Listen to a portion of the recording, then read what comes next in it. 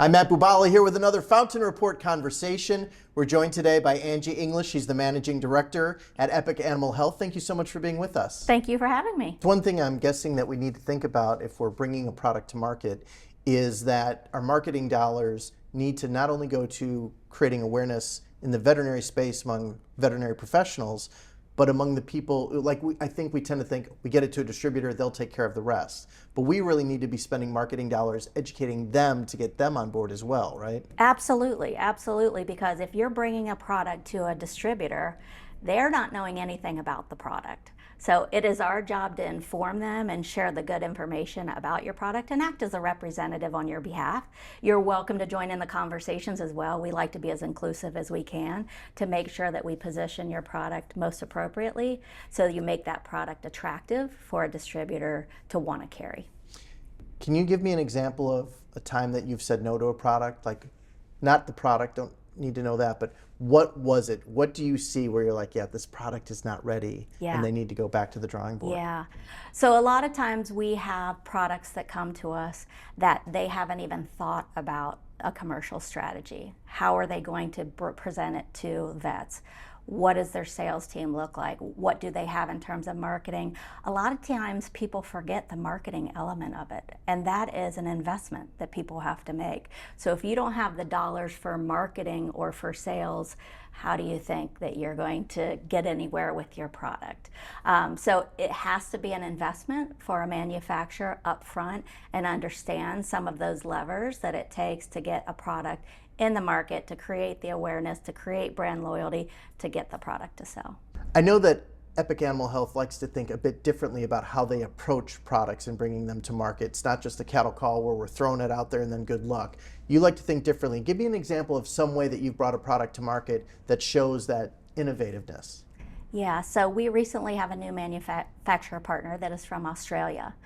They wanted to launch their product within the United States, but part of our process when we're working with a manufacturer is understanding what their intent is within the United States, what their goals are, and how they see the market.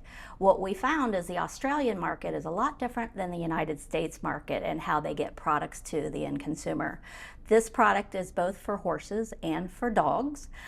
So we had to think about how do we get it in the veterinarian's hands, first and foremost, but also how do we get it to those that are horse owners.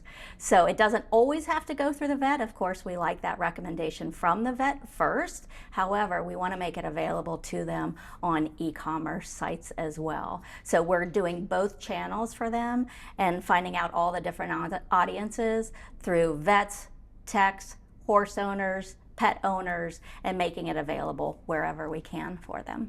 I think we think so much just dog and cat when we talk about these things, but there is a huge market in large animal and even, I imagine, exotic pets too. Yeah, exactly. So a lot of the products that we represent are in all categories. So dog, cat, horses, any small animal or exotics, zoos and aquariums. So we look at all audiences when we take in that type of product to see where it fits and how well it would be successful in selling. You mentioned the consumer a little bit with that last example, and it's a changing world with Chewy and Amazon and everybody really getting into this veterinary space with products that don't need a prescription. How do you balance that between getting that veterinary recommendation, which is so incredibly valuable, but also having the opportunity to get it in front of more consumers by putting it on one of those sites? Yeah, that's a challenge because we have to provide the services that the manufacturer wants. So the manufacturer is looking at all avenues. Where can I sell this product to all channels? We first and foremost go to the vets because your vets are your knowledgeable experts on the health of an animal. So we start creating that awareness with the veterinarian so they can provide those recommendations if they are over-the-counter type of products that consumers can get on their own.